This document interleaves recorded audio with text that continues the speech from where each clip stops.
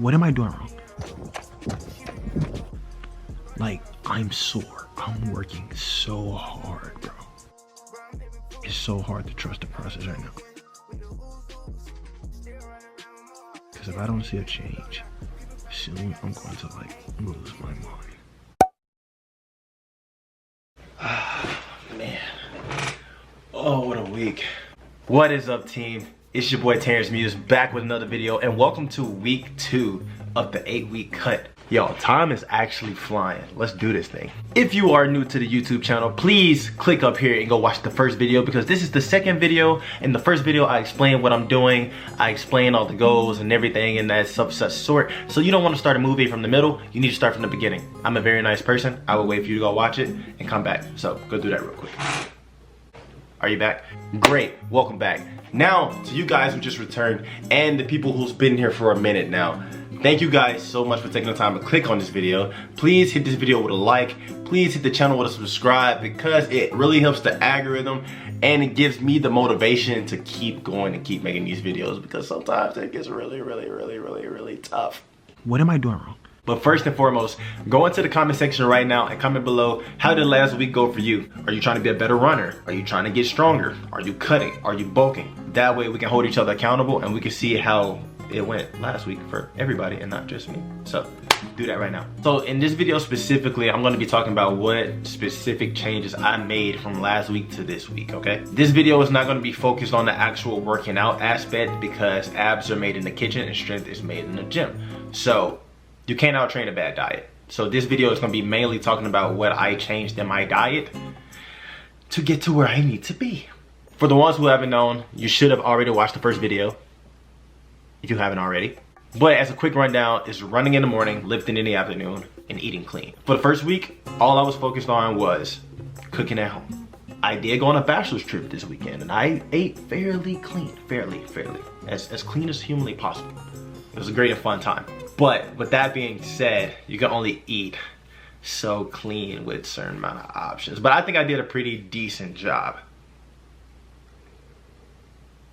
But anyways, you guys know from the first video, I'm gonna give the analytics and stuff later on, but I'm gonna go ahead and give y'all a little rundown of why I was feeling so stressed out in this intro to this video. So we got back from the bachelor's trip, right? I step on the scale the next day, I'm 2 pounds heavier. I'm like, all right, that's fine. Keep in mind, I've been eating clean Monday through Friday, well, Monday through Thursday, because then we went on a bachelor's trip Friday through Sunday, blah, blah, blah, whatever. I kind of expected it to be like a pound or something. So I come back and I eat my exact diet, right? I step on the scale, I'm a full pound heavier the next day. Now I'm freaking out. And then that's when y'all seen that video of me just being as calm and collected as I can be. It's so hard to trust the process right now. So by this point, I'm like day 9, day 10 in. My physical abilities, my cardiovascular endurance is improving. I'm running, I have new running shoes, I'm running, everything is going fine. My physique starting to look better, I'm starting to feel good, I'm starting to feel great. But my weight on the scale is literally taking me out the game, bro. And this is why in the first video, I told you guys to have multiple ways of tracking your progress, because if you just go off weight, you're going to be like, bro, I want to quit. Like, I genuinely wanted to quit. Like, I was so frustrated because I was basically like 1 pound off from where I started 10 days ago. And I'm just like, dude, like, what's happening? I'm a firm believer in keeping it simple. If I burn 3,500 calories in a day and I eat 2,300 calories in a day, I should lose weight. Thermodynamics, which is what I focused on the first week, just eating at home. But there's this thing called water retention. Now, I'm not a dietitian, I'm not a nutritionist. I'm telling y'all what works for my body. It may be different for everybody's body. Everybody's body different. You know your body better than you know anybody else. That day, when I woke up the next day and I was a pound heavier, I eaten 2,200 calories and I burned 3,500. And I was like, why am I a pound heavier? Clearly it wasn't fat because it was a full pound. But I had to take a step back and think to myself, okay, what do I need to change? Salt and carbs. Now, like I said, I'm not a dietitian. I'm not a nutritionist. Carbs are good for you. Good carbs. Good carbs are good for you. But for me specifically, I just wanted to take some of the carbs out because I'm 10 days in and I just keep going up in weight. And I'm just like, bro, this is really frustrating. So I wasn't putting a lot of salt. Well, I was putting a little bit of salt on everything throughout the day. So in the beginning of the day, I would have my eggs and potatoes, and I would throw a little bit of salt on my potatoes, a little bit of salt on my eggs. And then at lunch, I would have the beef and the rice. I would throw a little bit of salt on the beef. Then at dinner, I would have the steak burger without the bread and the potatoes again. You know, throw a little salt on that. So like the salt adds up over time, right? So what I did, I just took the salt away. I just took the salt away.